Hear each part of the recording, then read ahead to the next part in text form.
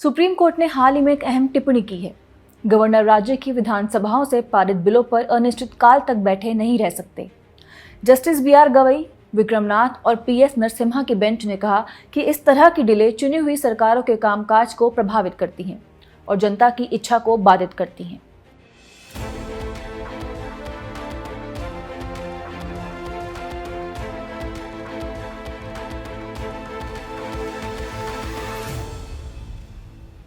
नमस्कार, आप देख रहे हैं क्विक फोकस और मैं हूं आपके साथ जानवी।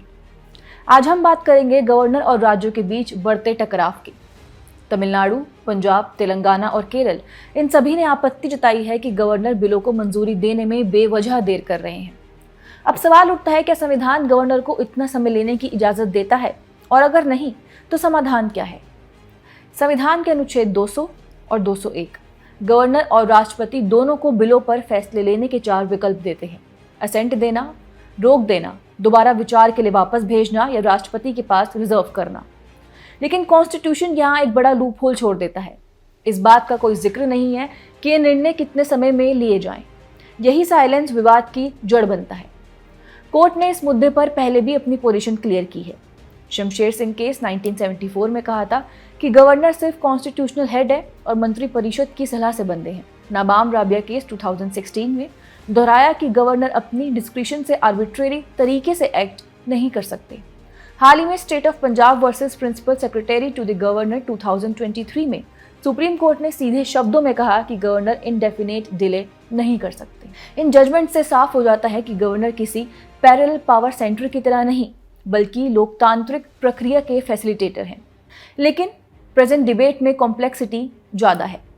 सुप्रीम कोर्ट ने खुद सवाल किया, क्या हम एक टाइमलाइन प्रेस्क्राइब कर सकते हैं? तमिलनाडु सरकार ने आरोप लगाया कि गवर्नर रिपब्लिक में रॉयल्टी की तरह बिहेव कर रहे हैं। वहीं वरिष्ठ वकील कपिल सिब्बल का कहना था कि टाइमलाइन तय करना संविधान में अमेंडमेंट नहीं, बल्कि उसे वर्केबल बनाना होगा। बेंच ने कौशन दिखाते हुए कहा कि अगर कोर्ट खुद ही डीम्ड एसेंट या फिक्स्ड टाइमलाइंस लागू कर दे तो क्या ये कॉन्स्टिट्यूशन को रीराइट करने जैसा नहीं होगा? यानी यहाँ 2 बातें टकराती हैं।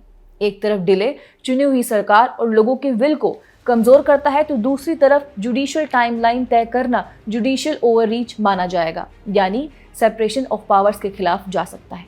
यही बैलेंस आज के फेडरलिज्म और कॉन्स्टिट्यूशनल लॉ के बीच सबसे विवादित सवाल है। तो फिलहाल सुप्रीम कोर्ट ने साफ किया कि गवर्नर बिलों पर इनडेफिनेट साइलेंस नहीं रख सकते, लेकिन टाइमलाइन तय करने का काम क्या न्यायपालिका का है या संविधान में ही सुधार होना चाहिए? यही असली बहस है। आने वाले समय में ये फैसला तय करेगा कि भारत में गवर्नर की भूमिका सिर्फ एक फॉर्मल एसेंट देने की होगी या वे वाकई इलेक्टेड गवर्नमेंट्स के कामकाज को डिले कर सकते हैं।